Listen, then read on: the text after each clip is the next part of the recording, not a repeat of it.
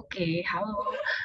Hari ini kita akan membahas satu video yang berhubungan dengan desain dinding penahan tanah. Nah, ini sekaligus melanjutkan dari pembahasan turap. Untuk lebih lanjutnya, mari kita mulai saja.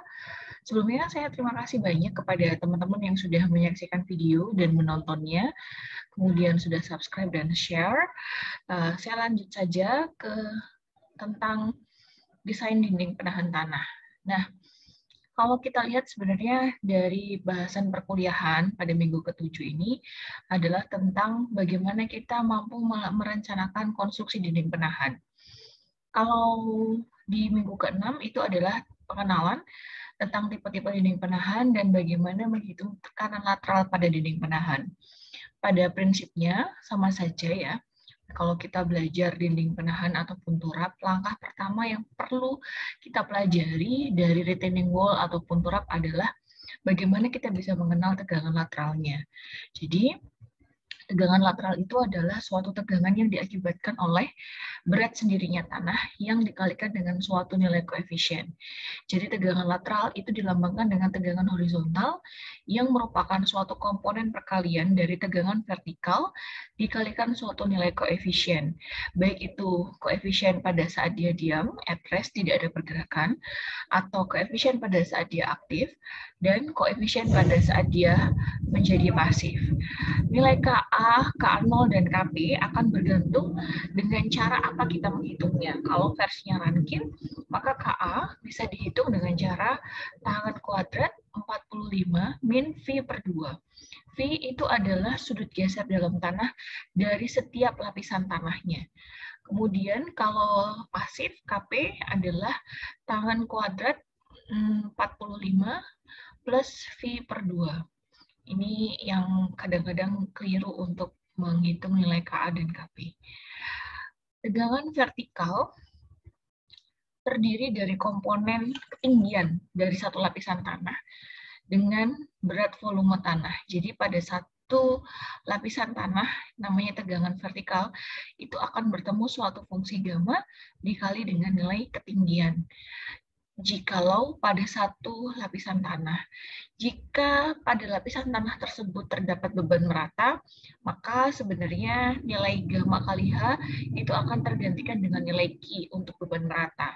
Sepertinya nanti bisa langsung dilihat di video penjelasan sebelumnya untuk turap yang seri 1. Nanti yang turap series 2 adalah membahas tentang bagaimana menentukan bahan yang digunakan untuk turap, serta bagaimana merencanakan turap untuk angkur. Nah, kita lanjut ke dinding penahan tanah.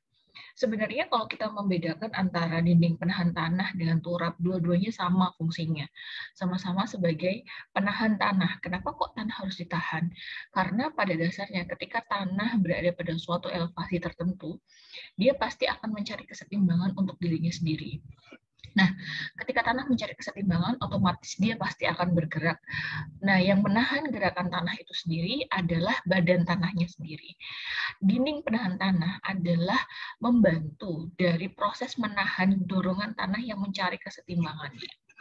Secara garis besar, kalau kita belajar di SNI 8460 2017, ada 3 bagian pokok dari dinding penahan tanah.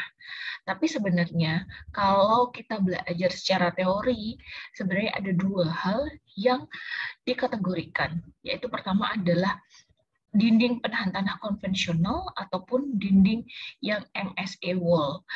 Dinding penahan konvensional yang akan kita pelajari untuk di semester ini meliputi ada 4, yaitu gravity wall yang biasanya akan satu nama dengan non-gravity atau semi-gravity wall.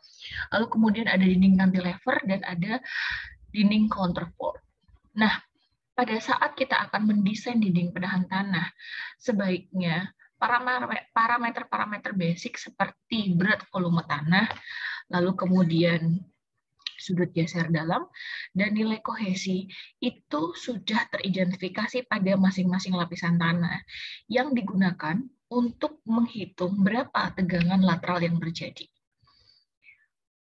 Basicnya, selalu sama ketika kita mendesain suatu dinding penahan tanah ataupun suatu turap. Yang pertama kita harus tahu bagaimana lateral earth pressure.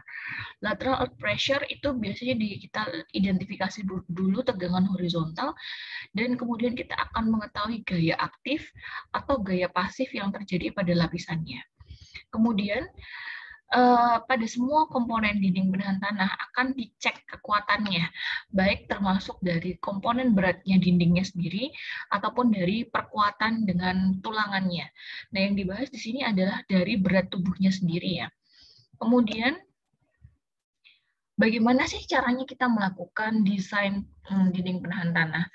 Pada dasarnya, bentuk desain dinding penahan tanah dalam menentukan dimensi atau ukuran-ukurannya itu sudah ada petunjuknya, baik versinya Brajadas 2011 ataupun versinya SNI 8460 2017. Nah, pada dasarnya, kalau kita mengenal retaining wall versi SNI 8460 2017, SNI ini adalah SNI yang digunakan untuk petunjuk desain geoteknik yang di Indonesia, baru pertama kali ini ada. Nah, kalau kita bicara tentang tipe dinding, sebenarnya dibedakan menjadi 3 saja kalau versinya SNI. Dinding gravitasi, dinding cantilever, dan dinding counterfort. Pada dasarnya, ketika kita memilih dinding mana yang akan kita pakai, itu pasti ada ketentuannya. Kalau kita bicara tentang dinding gravitasi, kebanyakan dinding gravitasi akan memiliki bahan dasar badan dari dindingnya itu adalah dari beton ataupun dari batu kali. Sedangkan pada dinding cantilever dia lebih cenderung dari beton bertulang. Kalau dinding counterfort itu ditahan oleh rip-rip beton yang dipasang pada jarak tertentu. Pada masing-masing dinding, baik itu dinding gravitasi, dinding cantilever, dan dinding counterfort, semuanya memiliki ketinggian yang maksimum untuk ditahan. Pada dinding penahan tipe gravity ataupun non-gravity, ketinggian maksimum umumnya adalah 6 meter. Lebih dari itu, maka disarankan menggunakan cantilever, atau kalau misalkan dinding yang ditahan itu panjang sekali, maka disarankan untuk memakai sebagai dinding counterfort. Dinding gravitasi memiliki ukuran base atau ukuran dasar. Setiap dinding penahan tanah itu memiliki ukuran dasar atau B. Base-nya, dasarnya yang digunakan untuk analisa stabilitas geser. Nilai dinding gravitasi di sini memiliki nilai B 0,5 sampai dengan 0,7 H. Artinya mendekati. Jadi dapat direncanakan dari range nilai adalah 0,5 sampai dengan 0,7. Kedalaman atau depth dari kaki dinding penahan tanah tipe gravitasi H/8 sampai dengan H/6. Kemudian di sebelah sini ini adalah toe atau bagian kakinya. Sebenarnya kalau kita bicara tentang dinding penahan tanah, seolah-olah dinding penahan tanah ini adalah suatu bagian keseluruhan dari tubuh. Ini adalah kepalanya dari dindingnya, ini adalah tubuhnya, dan ini adalah kakinya. Jadi ini adalah sepanjang kakinya.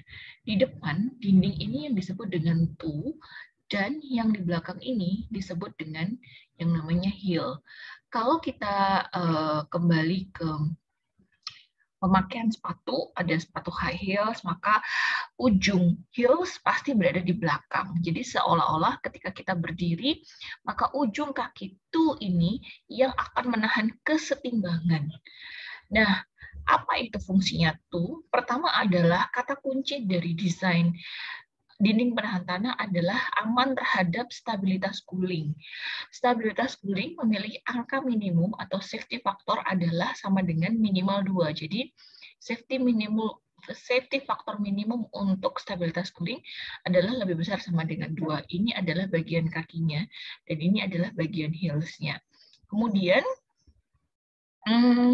yang paling penting adalah kita akan menentukan kemiringannya 1:48. Ini adalah nilai minimum. Jadi kalau misalkan lebih dari 1,1:48 dipersilahkan. Termasuk pada dinding cantilever memiliki bagian-bagian tertentu. Kalau toe-nya dia dilambangkan dengan B/3, berbeda dengan dinding penahan tipe gravitasi.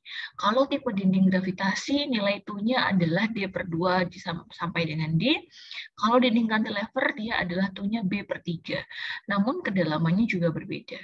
Kalau kedalamannya cantilever, dia lebih kecil, lebih ramping badannya, dan kemudian sebenarnya bagian tubuhnya ini yang lebih ramping dibandingkan dengan dinding penahan. Jadi kalau bisa itu terdefinisi dengan baik. Jadi kalau dinding cantilever pun yang menyebabkan dia semakin kelihatan langsing karena tinggi maksimum yang dapat ditahan oleh dinding cantilever adalah 8 meter.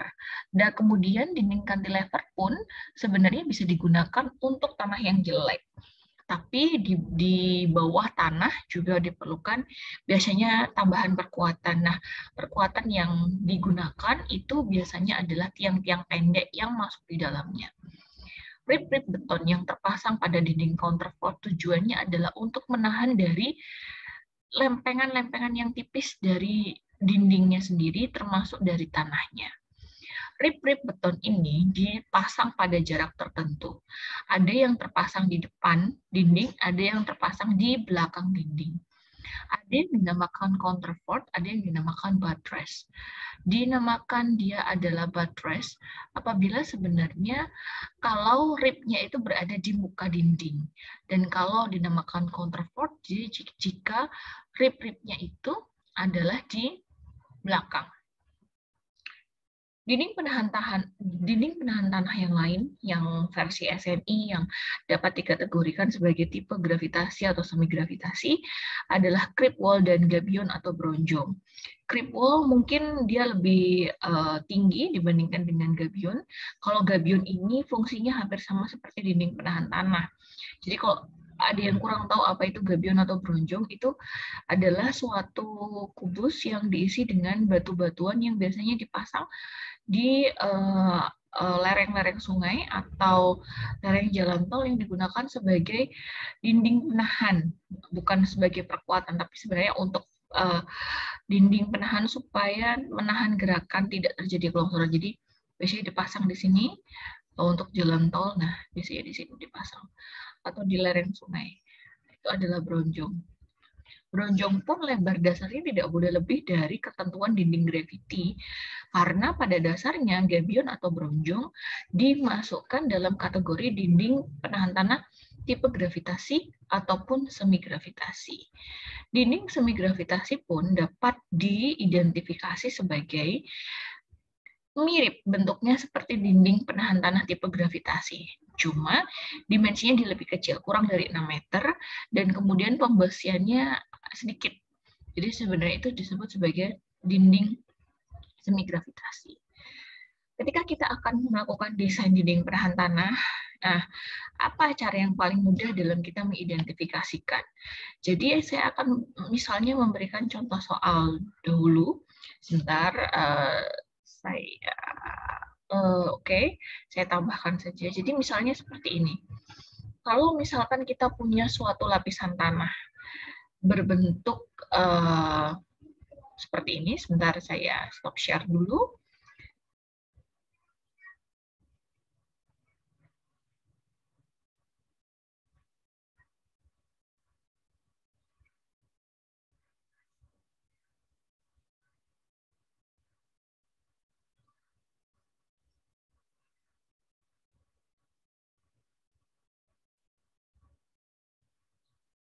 Oke, kita lanjut lagi. Jadi misalkan kalau kita ternyata memiliki soal adalah sebagai berikut. Diketahui bahwa ada suatu lapisan tanah dengan bentuk seperti ini. Saya menggambarnya singkat saja. Di sini ada muka air tanah, gitu. Terus di sini ada lapisan tanah 1 dan lapisan tanah 2. Bentuknya adalah seperti ini. Lalu di sini ketinggiannya adalah 4 meter, di sini adalah 2 meter.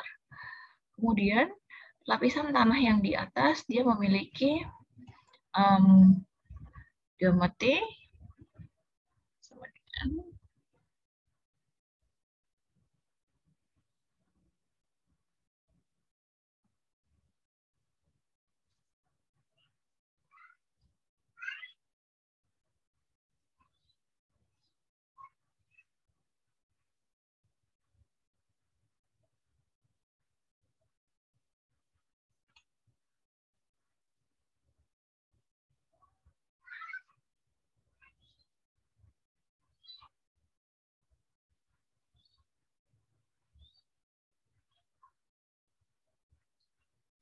Oke, harap bersabar menunggu ya. Satuannya dalam kilonewton misalnya.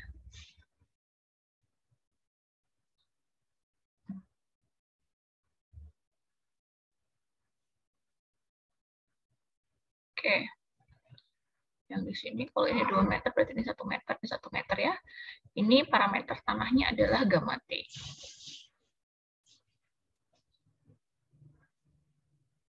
C-nya 0. Satuannya kilometernya tidak perlu saya tulis lagi. Oke, misalkan diketahui memiliki bentuk dinding seperti ini, maka apa yang harus dilakukan dalam kita melakukan desain penahan tanah adalah kita identifikasi dulu. Hanya kita jangan mengerjakan untuk tanahnya dulu, tapi kita tuliskan hanya sama dengan 6 meter misalnya. Kemudian dari 6 meter, saudara dapat menuliskan sebenarnya. Kalau kita memiliki ketinggian 6 meter, maka bisa ditulis direncanakan dinding penahan tanah tipe gravity wall misalkan. Dalam perencanaan dinding penahan tanah tipe gravity wall, misalnya saudara dapat menulis ini adalah tadi direncanakan gravity wall, kemudian detail dari dimensi penahan tanah, dinding penahan tanah adalah sebagai berikut. Maka kita akan kembali dulu ke yang namanya ini apa namanya dinding penahan tipe cantilever, dinding penahan tipe gravitasi. Nah, dinding penahan gravitasi itu diperlukan nilai B, nilai D, dan D per 2 sampai dengan D. Dan hanya kemudian adalah tinggi muka lebar atas. Maka langkah pertama adalah ketika kita sudah menuliskan nilai L-nya, yang pertama ditulis adalah direncanakan dinding penahan tanah tipe gravity wall. Tuliskan dulu dengan rincian sebagai berikut. Maka rinciannya kita bisa nulis. Pertama adalah nomor 1 adalah nilai lebar atas dinding. Nilai lebar atas dindingnya tuliskan tadi adalah 0,3 H. Tuliskan di sini 0,3 dikali dengan H. Berarti tinggal dimasukkan 0,3 dikali H-nya adalah 6 meter. Kemudian yang selanjutnya adalah lebar dasar atau yang dilambangkan dengan B. Ada ketentuan 0,5 sampai dengan 0,7 H. Jadi saudara bisa melakukan rencana, berapapun itu rencananya, tapi nilainya adalah antara 0,5 sampai dengan 0,7 H. Berarti misalnya kalau saya ambil nilai minimum adalah 0,5, tinggal dikalikan saja 0,5 dikalikan nilai H-nya. Kalau sudah selesai, maka lanjutannya adalah untuk kedalaman dari dindingnya. Kedalaman dari dinding itu adalah D per 8. Berarti, salah bukan D, H per 8. Berarti H-nya adalah 6 per 8. Lalu tadi bagian kakinya, ujung kakinya adalah D per 2 atau mendekati dengan D-nya. Kalau lebih baik sih sebenarnya kita menggunakan nilai minimum dulu, D per 2, daripada kita boros dimensi. Oke, kalau semuanya sudah teridentifikasi masing-masing ukurannya, tuliskan kalimat selanjutnya adalah ilustrasi dari perencanaan dinding penahan tanah adalah sebagai berikut. Maka langkah selanjutnya kita adalah menggambarkan ilustrasi dinding penahan tanahnya sesuai dengan ketentuan tipe dinding yang sudah kita pilih. Bahwa tadi kita memilih adalah tipe dinding gravity wall dengan detail ukuran adalah sebagai berikut. Maka langkah pertama adalah menggambarkan dulu bentuk dindingnya seperti ini. Ini seharusnya miring ya. Nah, ini sebenarnya kita menggunakan case ini. Case yang sorry sebentar saya hapus dulu. Oke. Harusnya sebentar. Case-nya yang kita gunakan itu adalah case menggunakan soal yang di sini. Berarti kita coba menggunakan case yang di sini. Oke. Artinya kita akan menggambarkan lapisan tanahnya seperti ini. Oke, kita gambar dulu lurus panjang. Pastikan gambar saudara nanti ketika mengerjakan, tulisannya jangan terlalu kecil, gitu ya, pesan dari saya. Oke, sudah. Nah, kalau sudah seperti ini, maka selanjutnya kita akan mengerjakan. Oh, ininya lebih pendek ya, sebentar.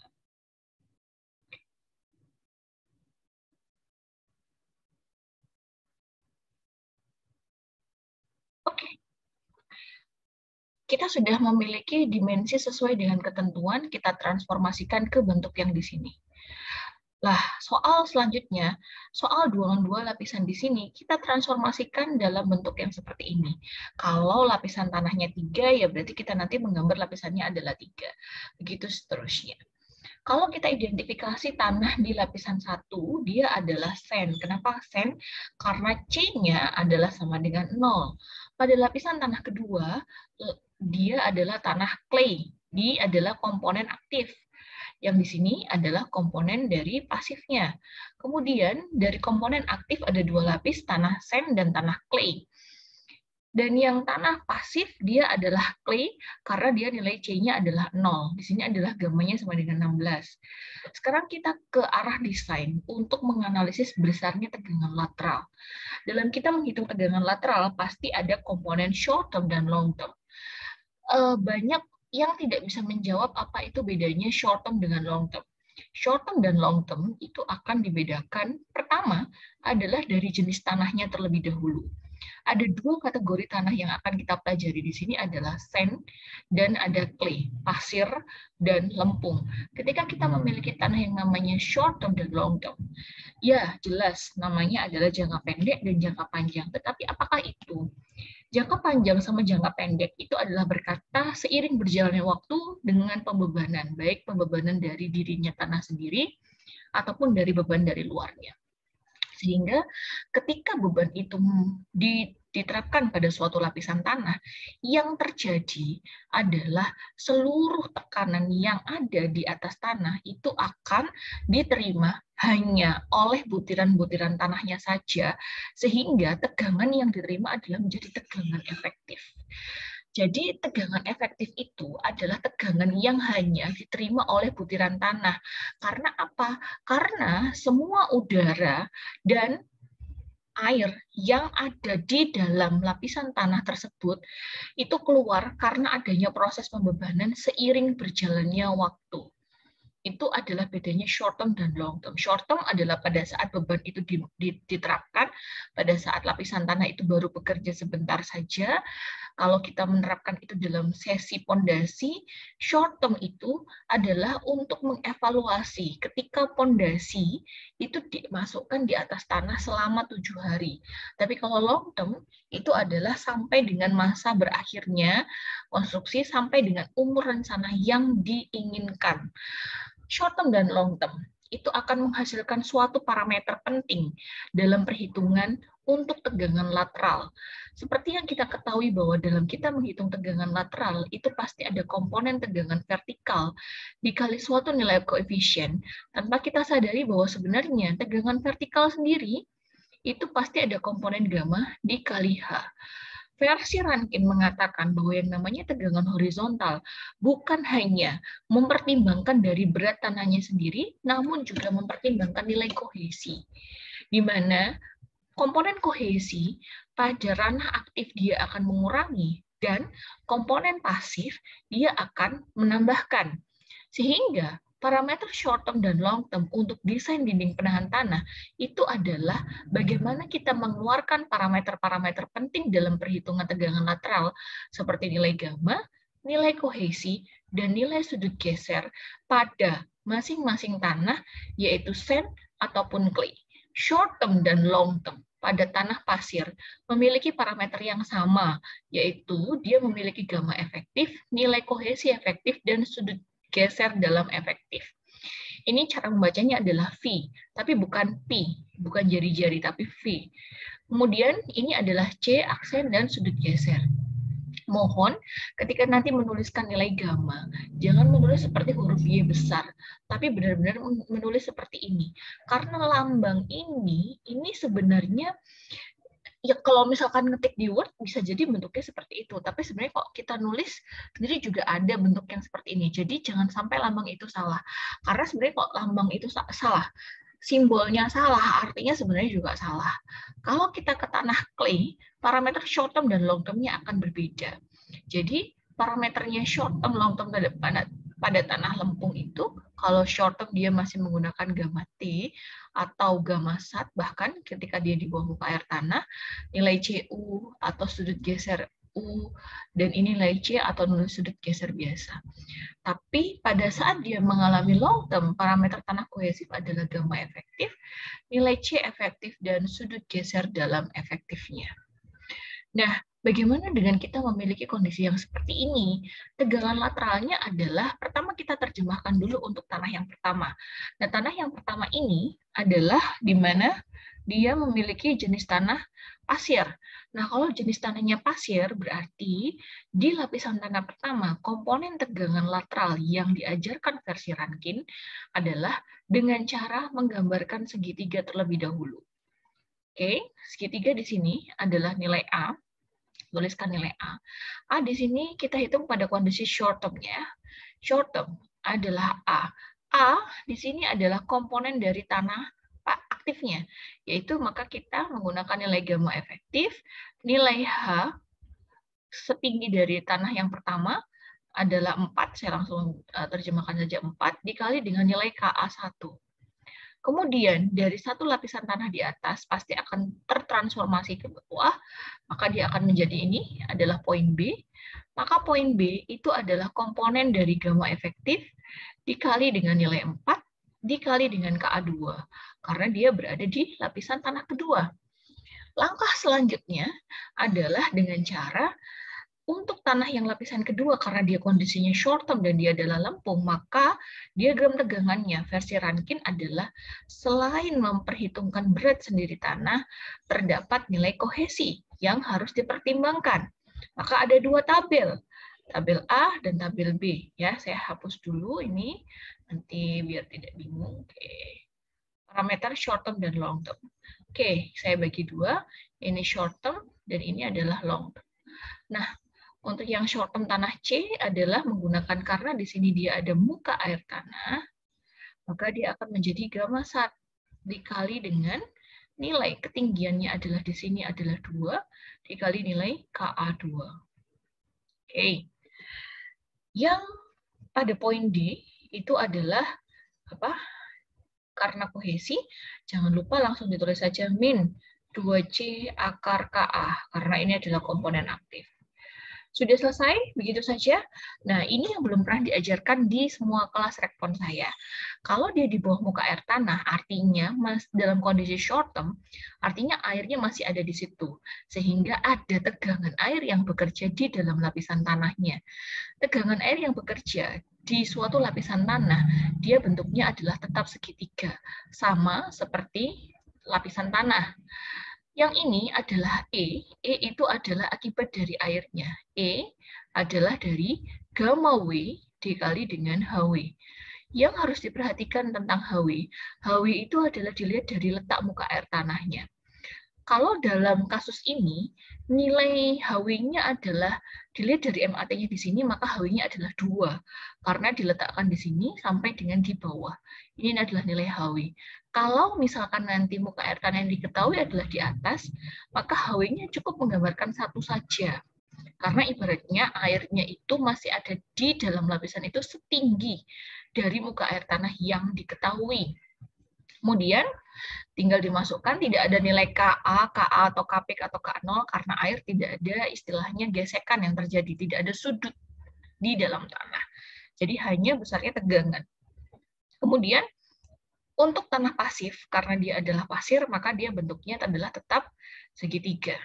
Jangan pernah lupa setelah kita mendefinisikan, kemudian kita menulis tegangannya, jangan lupa untuk menuliskan arah gayanya. Ya, arah gayanya dilengkapi semua. Nah, ini adalah untuk penulisan arah gaya. Kita ke arah long term. Long term, apa bedanya dengan short term? Kita mulai menggambarkan. Untuk ranahnya long term, kita juga masih tetap melihat pada kondisi yang sama. Lapisan tanah pertama adalah pasir, kondisi long term tanah pasir masih sama menggunakan parameter efektif. Dan akibat satu lapisan tanah, bentuknya masih tetap segitiga. Gambar saja segitiganya, jangan lupa arah gayanya. Nilai A yang ada pada kondisi long term itu adalah sama pada kondisi short term, jadi tinggal disama dengankan saja nanti. Jadi bikin dua tabel. Tabel tegangan, short term dan long term. Gitu. Oke, tegangan horizontal. Oke, ini adalah tabel tegangan horizontal pada kondisi short term dan long term. Pada A, satu lapisan tanah juga pasti akan tertransformasi ke bawah nilai B. Begitu ya. Kemudian nilai B-nya juga akan sama pada saat kondisi short term, karena dia adalah transformasi dari atas ke bawah. Lalu kemudian pada kondisi long term, di lapisan tanah lempungnya, yang terjadi adalah berbeda parameternya untuk yang D, yaitu menggunakan gamma efektif dikalikan dengan 2, dikalikan dengan Ka2. Kalau sudah, kemudian yang D pun juga tetap akan sama, masih mempertimbangkan nilai kohesi, nilai D-nya. Nih, nilai D-nya adalah masih sama mempertimbangkan nilai kohesi. Oke, ini adalah sama nilai D. Yang ini, oke. Bagaimana dengan nilai E? Nilai E di sini tidak ada airnya. Dianggapnya sudah kondisi long term, berarti airnya adalah habis dienolkan. Pasif, ini adalah pasifnya, ini adalah akibat pasifnya. Dihitung tetap sama, gamma efektif dikali dengan 1 meter, dikali dengan nilai Kp. Jangan lupa. Tidak ada komponen kohesi, karena pada lapisan tanah pasir, nilai kohesinya adalah sama dengan 0. Langkah selanjutnya, ketika kita sudah menggambarkan semuanya, sudah selesai, adalah sekarang kita menyelesaikan bagian tubuh dari dindingnya. Tubuh dinding itu merupakan komponen penahan. Jadi nanti kalau ingin mencari stabilitas cooling terlebih dahulu, kita harus mendefinisikan kondisi short term dan long term untuk dari setiap lapisan tanahnya. Sekarang kita ke dinding. Bagaimana caranya kita mencari momen di dinding? Kalau dari tanah kan kita mengidentifikasi tegangan horizontal, lalu ditransformasikan ke gaya. Gaya, ingat loh ya, gaya itu adalah suatu luasan yang dibentuk dari bidangnya. Kalau dilihat di sini, untuk yang bidang pertama adalah A, dia berbentuk adalah luas segitiga. Luas segitiga itu adalah setengah alas dikali tinggi. Lah alasnya adalah besarnya tegangan horizontalnya. Setengah dikali gamma efektif dikali dengan H-nya adalah 4, dikali dengan nilai Ka-nya 1, dikali dengan ketinggiannya. Ketinggiannya ya jelas 4. Makanya kenapa kok ada rumusan langsung, misalnya PA sama dengan setengah gamma kuadrat, setengah gamma H kuadrat dikali Ka. Itu dari sini rumusnya. Dari bentuk-bentuk seperti ini dasarnya. Nah, ini sudah selesai, kemudian ke dinding. Dinding adalah membagi piasannya. Bagi luasannya sesuai dengan luasan bentuk yang mudah untuk diidentifikasi. Misalnya persegi atau segitiga saja, tidak perlu yang aneh-aneh bentuknya. Karena kalau yang terlalu aneh bentuknya nanti kita tidak bisa mendefinisikan di mana letak titik beratnya. Karena apa? Setelah kita membagi luasan pias yang seperti ini, apakah seperti ini saja selesai gambarnya? Tidak, tapi kita akan membagi piasnya. Berbentuk seperti ini, lalu kita akan definisikan, tarik garisnya. Ini saya nggak pakai penggaris ya, nanti kalau di ini latihan silakan pakai penggaris. Nah ini ditarik ke bawah, ini adalah W. Ditariknya ke bawah ya untuk dindingnya, berat dindingnya. Tapi kalau untuk tanahnya tetap gerakannya adalah ke samping. Yang di sini juga ditarik begini, di sini ditarik lagi ke bawah seperti ini. Lalu yang ini juga. Jadi bentuknya seperti ini. Oke. Dari ini sebenarnya tinggal nanti dibuat tabel yang seperti pada bentukan yang seperti ini. Ini adalah contoh yang sudah saya buat sedemikian hingga. Nah, di sini bedanya saya tidak memperhitungkan kondisi muka air tanahnya. Saya langsung pada kondisi long term. Nah, untuk nanti silakan saudara mencoba dengan membedakan antara kondisi short term dan long term pada kondisi coolingnya.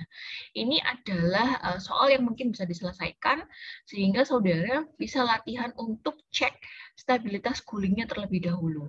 Untuk stabilitas geser, nah itu nanti ada pembahasannya lain. Ini adalah cara bagaimana kita mendesain dinding penahan tanah. Jadi, nanti tolong ketika menggambar, alangkah lebih baiknya dibuat dalam bentuk yang seperti ini. Diidentifikasi, dibedakan antara short term dan long term-nya.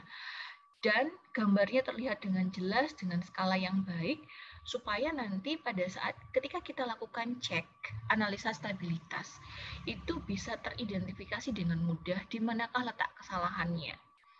Pada beberapa tempat literatur untuk dinding penahan tanah tipe gravity, tanah di belakang dinding atau tanah di sepanjang dari hill itu dapat diperhitungkan beratnya. Namun sebenarnya kalau diperhitungkan beratnya sih bedanya hanya sedikit sekali kok, tidak terlalu banyak. Sebenarnya yang berpengaruh besar nanti ini ketika stabilitas gulingnya oke, rata-rata stabilitas gesernya kurang sedikit. Sehingga yang perlu kita lakukan adalah memperpanjang dari base-nya. Itu biasanya yang banyak saya lakukan untuk desain, tapi yang tetap dalam satu scope base yang masih memenuhi dari standar di peraturan. Berbeda pada dinding cantilever. Kalau dinding cantilever nanti tanah di belakang hill itu pasti akan menahan dari tanahnya itu sendiri. Nah, ini yang mungkin nanti bisa dicoba oleh masing-masing mahasiswa untuk latihan soal menjelang UTS-nya. Nah, begitu saja penjelasannya dari saya. Semoga bermanfaat. Sebelumnya, mohon maaf apabila ada yang salah-salah. Terima kasih sudah menonton, dan jangan lupa dicatat. Kemudian jangan lupa belajar karena minggu depan adalah UTS. Jadi semoga sukses selalu ya. Terima kasih sudah menonton. Sampai ketemu lagi di pembahasan selanjutnya. Thank you for watching.